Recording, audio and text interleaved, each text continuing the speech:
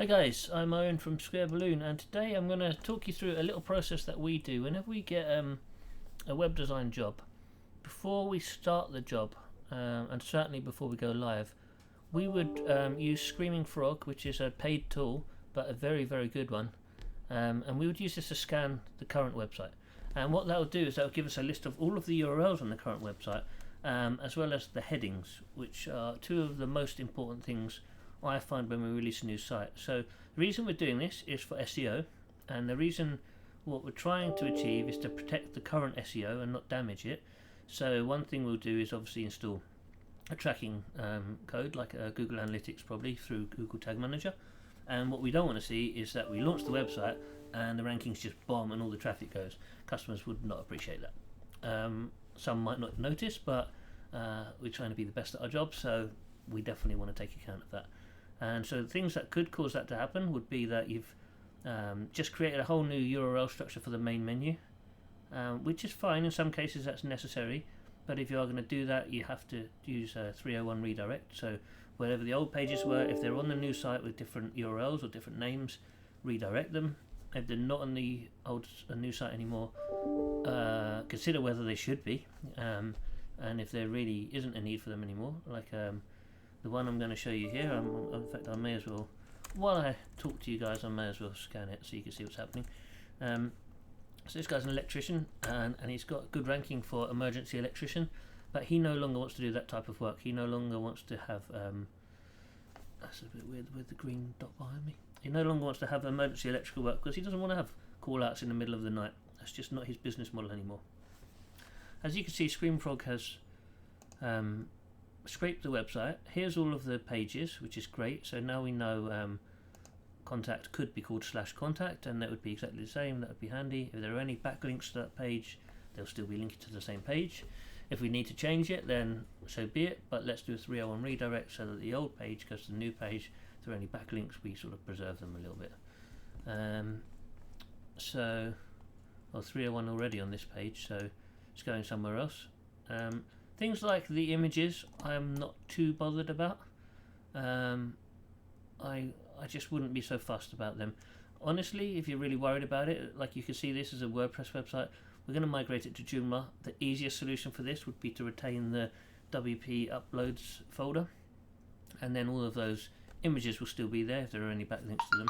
I don't really think that's a big issue for us, but it's an easy solution as well.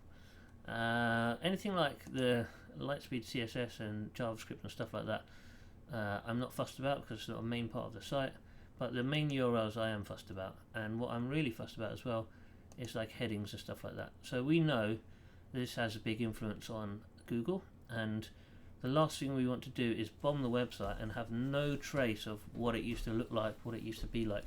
I would always keep a backup of any website I replace, so definitely do that. But in the immediate fog of, oh god, the website's crashed rankings, let's work it out, sometimes restoring a backup is quick and easy and a good thing to do. But at the same token, before that goes wrong, you could always use this as an easy way to review. There was a H1 on that page, it said electrician in Westcliff. Why don't we just replicate that and make sure all the new website has the same stuff? So here you can see all the H1s, and here's all the H2s, which if you know about SEO, you'll know that they are important too. And it's got the content as well, but has it got the content? No, not really. It's got the word counts, which is useful. So like in SEO now, we're hearing people say things like your page should have 1,500 words on it. That's what Google likes to rank. 10 years ago, you'd have heard people saying page should have 500 words on it. If you look at a lot of websites, you will see like 300, 200, 150 words, really sparse, but looks nice, and so it disguises the fact that there's actually such sparse content, which won't be great for SEO. Other than that, you might want to look at page titles. That's important for SEO, and your page descriptions, that affects the click-throughs from Google. It's not a ranking factor, Google's told us that, but it will affect the click-throughs. So just to show you what the title, let's do electrician. Without the E. Okay, so these blue bits with the links They are the page titles, and the bit below is the description. So page titles here, these are the ones in blue, and descriptions are the ones below. So they're effectively the text that tells you a little bit more about the website.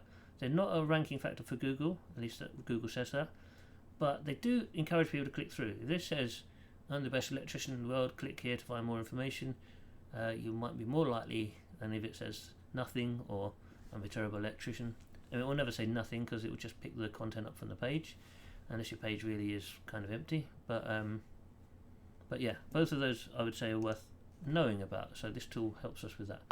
So now I've done this, I will definitely save a copy of this. I'll put it in my clients folder, and if we ever need to reference this, we can do. And if we ever decide, if we ever do something wrong, we've got like a map to go back to find our way, and just say, could it be this, could it be that, let's change these things back, let's see what it is. Oh god, there's some missing pages, that could be it, let's check, did they used to get a lot of traffic? Whatever it is, we at least have some sort of process that we can recover the site rankings. So that is my top tip when you're releasing a new site, is well, two tips really: back up the old site and keep a copy of it somewhere in case you need it, and number two, make a map before you do that, because it will help you no end. And to be honest with you, if you're not adding SEO as part of the build, then you should certainly be thinking, this is a kind of quick and easy way to copy and paste this stuff over and have the same content, so we have the same rankings.